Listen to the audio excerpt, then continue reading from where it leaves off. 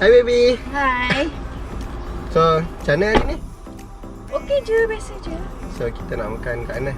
Kat mana-mana lah. Okey je. Alright. Jap you. Bau apa ni? Kenapa bau busuk sangat?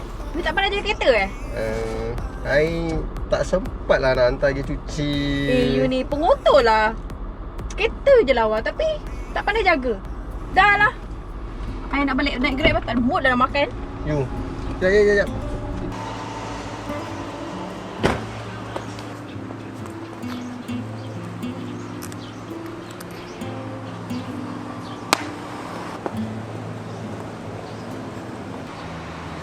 You.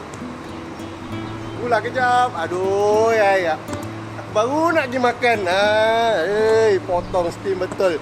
Ingat senang je dapat mandak ni. Inilah KL bukannya Sabah. Kari pak.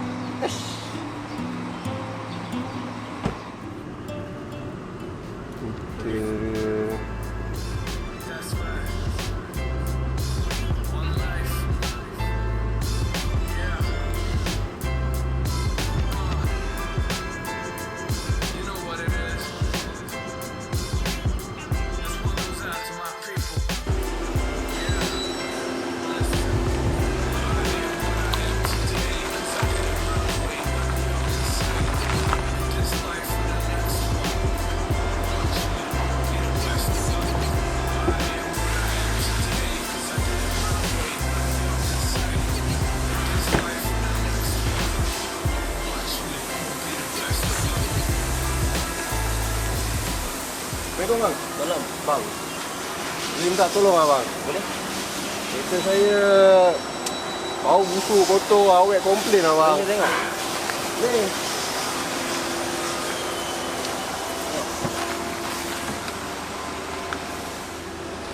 Okey bang. Kereta abang ni bang, bumbung dah jatuh bang. Bumbung memang kena tukar bang. Tak boleh nak buat apa bang. Ini memang dah tanya tolong. Tapi bang, untuk kotor ni bang, kita orang ada baik, barang baik punya bang.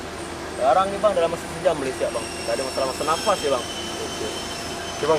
Saya bagi benda ni, saya serahkan kat abang. Saya pun dah serabut lah. Abang settle. Tak ada masalah bang. Dalam masa sejam je bang. Abang datang balik nanti. Kolek kereta. Alright.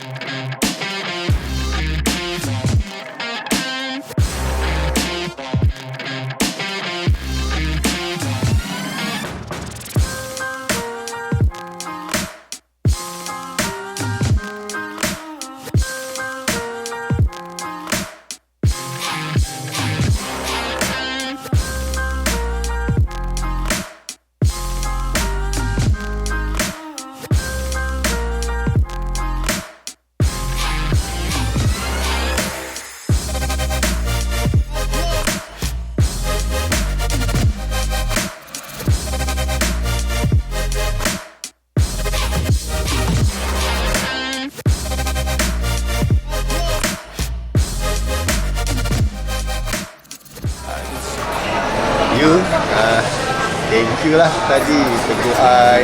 So lepas ni I akan jaga kereta tu sebersih-bersihnya. I akan ada masa untuk kereta tu.